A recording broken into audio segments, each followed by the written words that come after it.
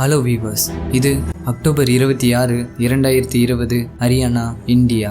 20 வயதான நிகிதா தாமூர் தன்னோட காலேஜ் எக்ஸாமை முடிச்சுட்டு காலேஜோட வாசலில் தன்னோட 2 ஃப்ரெண்ட்ஸ் கூட வெயிட் பண்ணிட்டு இருந்திருக்காங்க.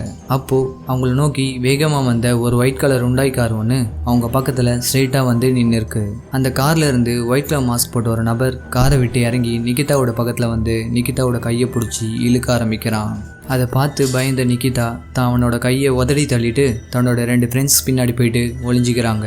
அப்போது கோபம் அடைந்த அந்த நபர் நிகிதாக்கு அன்னைக்கு செஞ்ச செயல் ஹரியானா மட்டும் இல்லை, இந்தியா முழுவதுமே பரபரப்பாக பேசப்பட்டது. அந்த நபர் செஞ்ச செயல் நிகிதா மட்டும் இல்லை, அங்கே சுற்றி இருக்க யாருமே நினச்சி கூட பார்த்துருக்க மாட்டாங்க. அன்னைக்கு நிகிதாக்கு என்ன ஆச்சு, அந்த நபர் நிகிதாவை என்ன செஞ்சான், இப்படிப்பட்ட ஷாக்கிங்கான கேஸை பற்றி தான் நம்ம சேனலில் இன்னைக்கு டீப் அனலைஸ் பண்ண போகிறோம். இது உங்கள் சிவா ஃபோம்பர், நானுங்கள் சிவா. வாங்க இன்னைக்கான வீடியோக்குள்ளே போகலாம்.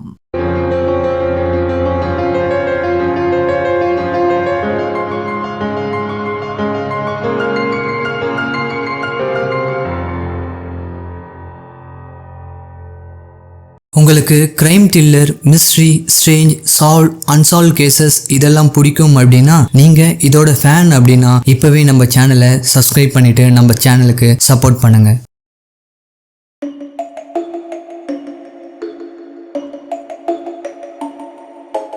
இருபது வயதான நிகிதா ஹரியானாவில் இருக்க அகர்வால் காலேஜில் பிகாம் டிகிரி பண்ணிட்டு இருந்திருக்காங்க. நிகிதாவோட ஃபேமிலியில் ஏற்கனவே நிறைய பேர் மிலிட்ரியில் சர்வ் பண்ணிட்டு இருக்கனால நிகிதாவுக்கும் இந்தியன் ஆர்மியில் ஜாயின் பண்ணுறதுக்கான ஆசை ஏற்பட்டிருக்கு. தன்னோட பிகாம் டிகிரியை முடிச்சுட்டு இந்தியன் ஆர்மியில் சேர்றதுக்கான ப்ராசஸை ஆரம்பிக்கலான்னு வெயிட் பண்ணிட்டு இருந்த நிகிதாக்கு நான் இன்ட்ரோவில் சொன்ன மாதிரி ஒரு சில விஷயங்கள் நடக்க ஆரம்பிச்சிருக்கு.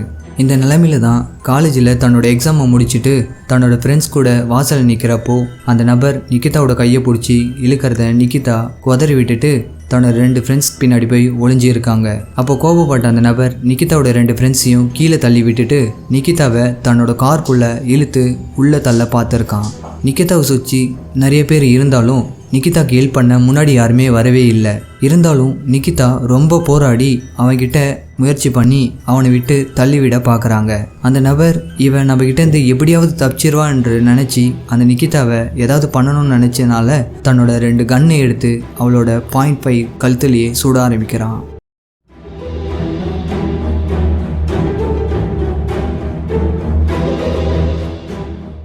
ஒரு நிமிஷம் அங்கே என்ன நடக்குதுன்னே தெரியாமல் இருந்த நிகிதா அவன் சுட்ட அதிர்ச்சியில் அங்கேயே மயக்கம் போட்டு விழுந்திருக்காங்க. இதை கொஞ்சம் கூட எதிர்பார்க்காத அவன் கூட வந்த இன்னொரு நபர் அவங்க வந்த காரிலேயே பிடிச்சி இழுத்து உள்ளே போட்டுட்டு அங்கேருந்து தப்பிச்சு போயிருக்காங்க. இந்த சம்பவம் நடந்த இடத்துல இருந்த எல்லாருமே நிகிதாவை காப்பாற்றி பக்கத்தில் இருக்க ஒரு லோக்கல் ஹாஸ்பிட்டலில் சேர்த்துருக்காங்க. இந்த விஷயம் நிகிதாவோட ஃபேமிலிக்கும் தெரிவிக்கப்பட்டிருக்கு. இதனால நிகிதாவோட ஃபேமிலி நிகிதாக்கு என்ன ஆச்சோ ஏதாச்சோன்னு இந்த பதட்டத்திலேயே அங்கே ஹாஸ்பிட்டலுக்கு ஓடி வந்திருக்காங்க.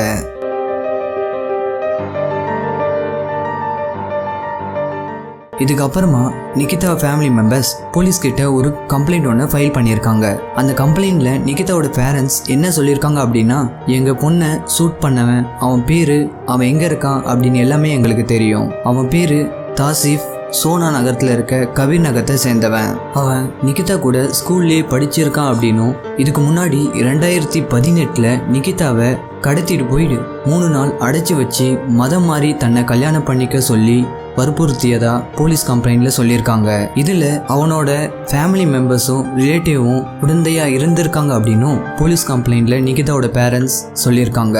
இதுக்கப்புறமா தன்னோட பொண்ணை 3 நாளா காணோம் அப்படின்னு போலீஸ்ல கம்ப்ளைண்ட் கொடுத்ததாகவும் அவன் தன்னோட பொலிட்டிக்கல் பேக்ரவுண்டை யூஸ் பண்ணி அந்த கேஸை வித்ட்ரால் பண்ண வச்சதாகவும் போலீஸ் கிட்ட சொல்லியிருக்காங்க. இதுக்கப்புறமா 2 ஃபேமிலியும் ஒன்னா சேர்ந்து இந்த விஷயத்தை பேசி தன்னோட பொண்ணை என் கூட அமுச்சு வச்சதாகவும் டாஃபிக்கை அவங்க கூட கூட்டிட்டு போனதாகவும் போலீஸ் கம்ப்ளைண்ட்ல நிகிதாவோட பேரண்ட்ஸ் சொல்லியிருக்காங்க. ஆனா அதுக்கப்புறமும் அவன் எங்க பொண்ணை ஃபாலோ பண்ணதாகவும் போக போக சில நாட்கள் கழிச்சு அவனே அதை ஸ்டாப் பண்ணிட்டதாகவும் போலீஸ் கம்ப்ளைண்ட் கிட்ட அவங்க சொல்லியிருக்காங்க. கடந்த 2 வருடங்கள் முன்னாடி தான் அவனை பார்த்ததாகவும் இப்போ எங்க பொண்ணை ஷூட் பண்ணது கண்டிப்பா அவனா தான் இருந்ததாகவும் போலீஸ் கம்ப்ளைண்ட்ல நிகிதாவோட பேரண்ட்ஸ் சொல்லியிருக்காங்க.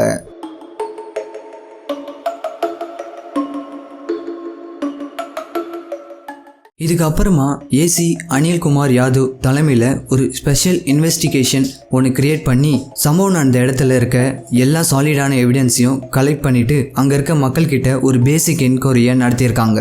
வேற ஏதாவது சாலிட் எவிடன்ஸ் கிடைக்குவான்னு பார்த்த போலீஸ்க்கு அங்கே ஒரு சிசிடிவி கேமரா இருக்கிறத பார்த்து அந்த ஃபுட்டேஜையும் அங்கே கிடைச்ச வேற எல்லா எவிடன்ஸையும் கலெக்ட் பண்ணிட்டு தாசிஃபை அன்னைக்கே போலீஸ் சந்தேகத்தின் அடிப்படையில் அரெஸ்ட் பண்ணியிருக்காங்க. இதே சமயத்தில் ஹாஸ்பிட்டலில் உயிருக்கு போராடிட்டு இருந்த நிகிதா இறந்தும் போகிறாங்க. இதுக்கப்புறமா போலீஸ் இந்த கேஸை தீவிரப்படுத்த ஆரம்பிச்சிருக்காங்க.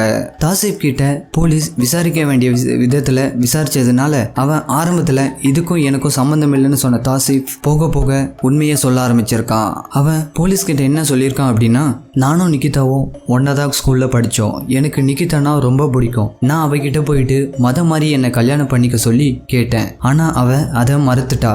என் கூட அவள் ரொம்ப சண்டை போட்டுட்டு இதுக்கப்புறமா அவள் என் மேலே போலீஸ் கம்ப்ளைண்ட்டை கொடுக்க ஆரம்பிச்சிட்டா. இதனால என்னோட மெடிக்கல் ஸ்டடீஸ் ஸ்பாயில் ஆகிட்டது மட்டும் இல்லாமல் என்னோட கெரியரே ஸ்பாயில் ஆயிடுச்சு. இதுக்கப்புறமும் நான் நிகிதாக்கு மெசேஜ் கால் பண்ணதாகவும் ஆனால் அதை அவள் மறுத்ததாகவும் போலீஸ்கிட்ட தாசிப் சொல்லியிருக்கான். தன்னை இப்படி பண்ணிட்டு அவன் மட்டும் வேற ஒரு கல்யாணம் பண்ணி ஹாப்பியாக இருக்கலாமான்னு நினச்சி கோவத்தில் என்னோட ரகுமான் என்ற ஃப்ரெண்ட்ஸ் கூட சேர்ந்து அவளை எப்படியாவது கடத்தி அசிங்கப்படுத்தணும்னு நினச்சேன். நான் அவள் என்கிட்டேருந்து தப்பிக்க ஆரம்பித்ததுனால ரொம்ப கோவத்தில் அவளை என்னோட கன்னை எடுத்து ஷூட் பண்ணிட்டேன் அப்படின்னு போலீஸ் கிட்ட சொல்லியிருக்கான். இதுக்கப்புறமா இவன் சொன்னதெல்லாம் உண்மையா அப்படின்னு போலீஸ் இப்போ கிராஸ் இன்வெஸ்டிகேஷன் ஆரம்பிக்கிறாங்க.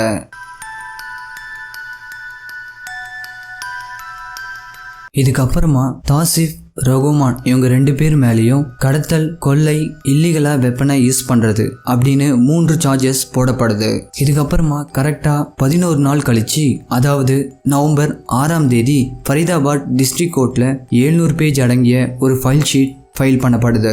அந்த சார்ஜ் ஷீட்ல இன்வெஸ்டிகேஷன் அப்போ கிடைச்ச technical details, forensic details and call details எல்லாமே அந்த டிஸ்ட்ரிக்ட் கோர்ட்டில் சப்மிட் பண்ணப்படுது. இந்த கேஸ் டிஸ்ட்ரிக்ட் கோர்ட் அப்படின்னு அழைக்கப்படுற crime against women fast track கோர்ட்டில் நடந்துட்டு இருக்கு. அங்கே ஐ விட்னஸாக அந்த சிசிடிவி ஃபுட்டேஜ் அண்ட் நிகிதாவோட அந்த 2 ஃப்ரெண்ட்ஸ் ஐ விட்னஸாக அங்கே ப்ரொடியூஸ் பண்ணப்படுறாங்க. இது மட்டும் இல்லாமல் அந்த காரில் கிடைச்ச ஃபிங்கர் பிரிண்ட், அந்த கன்ல இருந்த ஃபிங்கர் பிரிண்ட் அண்ட் நிகிதாவோட உடம்புல கிடைச்ச ஃபிங்கர் பிரிண்ட், இது எல்லாமே தாசிஃபோட ஃபிங்கர் பிரிண்டோட 100% ஒத்து போகிறத அவங்க நோட் பண்ணியிருக்காங்க. இந்த எவிடன்ஸும் கோர்ட்ல சப்மிட் பண்ணப்படுது. போலீஸ் கிட்ட கதையா சொன்ன தாசிஃப் கோர்ட்ல இந்த கேஸுக்கும் எனக்கும் சம்மந்தம் இல்லை அப்படின்னும் இது என்னோட கைரேகை இல்லை அப்படின்னும் மழுப்ப ஆரம்பிச்சிருக்கான். அவனோட டிஃபென்ஸ் லாயரும் ரொம்ப ஸ்ட்ராங்கா இது என்னோட தாசிஃபோட ஃபிங்கர் பிரிண்ட் இல்லை, இது போலீஸ் ஃபேக்கா ரெடி பண்ணதாகவும் கோர்ட்ல அவங்க சொல்லியிருக்காங்க. ஆனா இவங்க 2 பேருக்குமே கோர்ட் மார்ச் 26, 2021 ஆயுள் தண்டனை அப்படின்னு தீர்ப்பு வழங்கியிருக்கு. இந்த கேஸை பற்றி உங்களோட கருத்து என்னன்னு நம்ம கமெண்ட் செக்ஷனில் கமெண்ட் பண்ணுங்க. உங்களோட பெஸ்டான கமெண்ட் அடுத்த வீடியோவில் நம்ம சேனலில் வரப்போகுது.